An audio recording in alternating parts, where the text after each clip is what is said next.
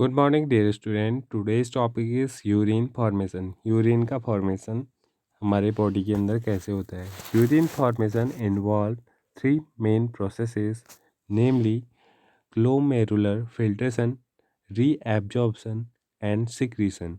तीन स्टेप के द्वारा मेनली थ्री स्टेप इन्वॉल्व रहते हैं हमारे यूरिन के फॉर्मेशन में। सबसे पहला जो स्टेप रहता है वो होता है ग्लोमेरुलर फिल्ट्रेशन, दूसरा reabsorption and third one is secretion that takes place in different part of the nephron. और ये तीनों जो स्टेप चलते हैं ये हमारे फंक्शनल यूनिट ऑफ किडनी, जिसको क्या बोला जाता है नेफ्रॉन, उसके अंदर अलग अलग पार्ट्स में देखने को मिलते हैं। The first step is urine formation is filtration of blood. सबसे पहला जो स्टेप है वो है यूरिन फॉर्मेशन का filtration of blood, which is carried out by the glomerulus and called glomerulus filtration. ये कहाँ पर होता है? ग्लोमेरुलस के अंदर होता है और इस प्रोसेस को क्या बोला जाता है? Glomerular filtration. On an average 1100 to 1200 ml of blood is filtered by the kidney per minute, which constitute roughly one-fifth of the blood pumped out by each ventricle of the heart in a minute। तो लगभग हमारे kidney के द्वारा 1 minute में इतना कितना 1100 to 1200 ml blood को filtrate किया जाता है पर मिनट। और जो ये हमारा जो वेंट्रिकल के द्वारा पम्प्ड ब्लड होता है उसका कितना पार्ट होता है? लगभग 1/5 part. The glomerular capillary blood pressure causes filtration of blood through 3 layers. तो यहाँ पर ग्लोमेरुलर के पास, कैपिलरी के पास blood pressure glomerular blood glomerular capillary blood pressure क्या करता है? कॉज करता है फिल्ट्रेशन ऑफ ब्लड को 3 डिफरेंट लेयर के द्वारा। कौन कौन सी वो लेयर होती हैं? फर्स्ट लेयर होती है the endothelium of glomerular blood vessel, दूसरी लेयर होती है the epithelium of Bowman's capsule and third one is a basement membrane between the two layer. इन दोनों लेयर्स के बीच में एक बेसमेंट मेम्ब्रेन पाई जाती है।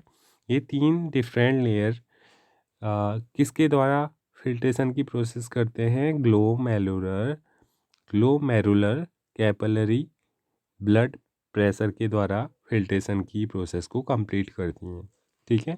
The epithelium cell of Bowman's capsule called pectocytes are arranged in a interact manner so as the leave some minute space called filtration silt और silt pores। तो जो यहाँ पर बोमैन कैप्सूल के अंदर की सेल्स होती हैं जिन्हें बोला जाता है क्या? प्रोटोसाइट्स। वो ऐसे अरेंज्ड रहती हैं कि उनके बीच में से क्या बन पाए? माइन्यूट स्पेस उनके बीच में बचा रहे। और उन माइन्यूट स्पेस को क्या बोला जाता है? फिल्ट्रेशन सिल्ट या फिर silt pores. Blood is filtered so finally through these membrane and then almost all constituent of plasma except the protein passed into the lumen of Bowman capsule। और यहाँ पर इसके बाद जो ये फिर सिल्ट पोर्स हैं या फिर फिल्ट्रेशन सिल्ट है, यहाँ पर से क्या होता है? ब्लड को फाइनली फिल्ट्रेट किया जाता है और फिल्ट्रेट होने के बाद केवल प्लाज्मा को छोड़ करके बाकी जितना भी प्रोटीन होता है, प्रोटीन और प्लाज्मा क्या हो जाता है? फिल्ट्रेट होकर के बोमेंस कैप्सूल में पहुंच जाते हैं और बचा हुआ जो अदर कंस्टिट्यूएंट है वो वहीं पर कलेक्ट हो जाता है। इसके बाद therefore it is considered as a process of ultra filtration. तो इस प्रोसेस को, क्योंकि यहाँ पर केवल प्रोटीन्स और प्लाज्मा ही फिल्टर होने के बाद पास होता है ल्यूमेन और बोमेन कैप्सूल में, तो इसे क्या बोला जाता है? अल्ट्रा फिल्ट्रेशन की प्रोसेस बोली जाती है। The amount of filtrate formed by the kidney per minute is called glomerular filtration rate या फिर इसे GFR भी बोला जाता है। पर मिनट में किडनी के द्वारा कितना फिल्ट्रेट फॉर्म्ड होता है उसी को क्या बोला जाता है, glomerular filtration rate. GFR in a healthy individual is approximately 125 ml पर मिनट। तो जो GFR होता है वो हेल्थी पर्सन के अंदर कितना होता है, 125 ml पर minute, that is 180 litre per day. और लगभग एक दिन का 180 लीटर जो ग्लोमेरुलर होता है वो फिल्टर करता है ब्लड को। The kidney have build in mechanism for the regulation of glomerular filter rate. Kidney के पास एक ऐसा मैकेनिज्म प्रेजेंट रहता है जो रेगुलेट करता है ग्लोमेरुलर फिल्ट्रेशन रेट को। One such efficient mechanism is carried out by the juxta glomerular apparatus, GAG इसको बोला जाता है। जो मैकेनिज्म है प्रेजेंट रहता है किडनी के पास, GAG is special sensitive region formed by the cellular modification in the digital convoluted tubule and the afferent arteriole at the location of their connect। तो जहाँ पर डिजिटल कॉन्वोलेटेड ट्यूब्यूल और efferent आर्ट्यूल आपस में जुड़े रहते हैं उस रीजन में सेलुलर मॉडिफिकेशन के द्वारा GAG का फॉर्मेशन होता है। और ये GAG क्या करता है, ये GAG जिसको क्या बोला जाता है, जेक्स्ट्रा सेलुलर मॉडिफिकेशन, ये या एपरेटस, ये एक ऐसा मैकेनिज्म है जो ग्लोमेरुलर फिल्ट्रेशन रेट को क्या करता है, रेगुलेट करने का काम करता है। A fall in GFR glomerular filtration rate can affected the JGA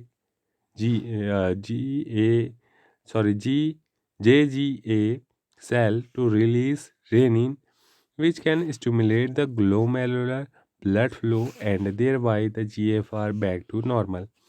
अगर GFR में फॉल हो रहा है यानी कि GFR जो ग्लोमेरुलर फिल्ट्रेशन रेट है वो अगर कम हो रही है तो इसकी वजह से जो GA सेल्स हैं वो किस चीज़ का रिलीज़ करती हैं, रेनिन्स का।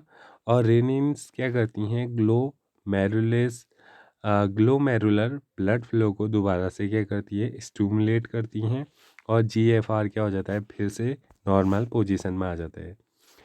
A compression of the volume of the filtrate formed per day 180 liter per day with that of the urine released one of 1.5 litre. तो हमारे जो ग्लोमेरुलर पोर्शन होता है वहाँ से 180 लीटर पर डे के बराबर क्या होता है, ब्लड का फिल्ट्रेशन होता है। और केवल यूरिन जो रिलीज़ होती है वो कितनी होती है, 1.5 litre. Suggest that nearly 99% of the filtrate has to be reabsorbed by the renal tubules। तो रीनल ट्यूब्यूल्स के द्वारा दोबारा से 99% जो पार्ट है फिल्ट्रेट का वो रीएब्जॉर्ब हो जाता है और केवल 1.5 लीटर ही क्या होता है, यूरिन के रूप में फॉर्म होता है per day. This process is called reabsorption. इस प्रोसेस को क्या बोला जाता है, रीएब्जॉर्प्शन बोला जाता है। The tubular epithelium cell in different segment of nephron perform this either by active और passive mechanism। और इस रीएब्जॉर्प्शन की जो प्रोसेस होती है इसको कहाँ परफॉर्म किया जाता है, जो ट्यूबुलर पार्ट होता है उसकी एपिथेलियम सेल के द्वारा। ठीक है, ये या तो एक्टिव मैनर में होता है या फिर पैसिव। एक्टिव मतलब जहाँ पर एनर्जी यूज़ की जाती है, या फिर पैसिव जहाँ बिना एनर्जी के ये रीअब्जॉर्प्शन प्रोसेस होता है। For example substance like glucose, amino acid, Na+C etcetera in the filtrate are reabsorbed actively where the nitrogenous waste are reabsorbed by passive transport। तो जो ग्लूकोज, एमिनो एसिड और sodium ion ये important molecules हैं, इनका active mechanism के द्वारा reabsorption होता है, जबकि जो नाइट्रोजनस स्पेस है जिसकी नीड बॉडी को नहीं है वो सारी चीज़ें पैसिव ट्रांसपोर्ट के द्वारा रीएब्जॉर्ब होती हैं। Reabsorption of water also occur passively in the initial segment of the nephron. इसके अलावा वाटर भी क्या होता है, पैसिवली रीएब्जॉर्ब होता है। During urine formation the tubular cell secrete substance like H+ ion, K+ ion and ammonia into the filtrate. जब urine का फॉर्मेशन होता है, जो ट्यूबुलर सेल्स होती हैं वो सिक्रीट करती हैं बहुत सारे सब्सटेंसेस को, जैसे एमिनो एसिड, अमोनिया और सोडियम आयन, किसमें, फिल्ट्रेट में। Tubular secretion is also an important step in urine formation as it help in the maintenance of ionic and acid base balance of body fluid।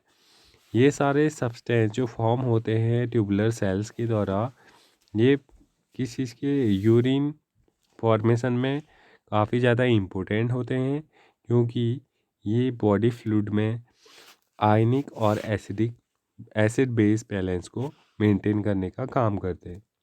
तो ये रहा हमारा urine formation का process, जहाँ पर 3 different process के द्वारा क्या होता है, यूरिन का फॉर्मेशन होता है। कौन कौन सी वो प्रोसेस स्टेप होते हैं, फर्स्ट होता है ग्लोमेरुलर फिल्ट्रेशन, दूसरा reabsorption and third one is secretion. I hope you understand this and आज का लेक्चर यहाँ पर कंप्लीट होता है। Thank you.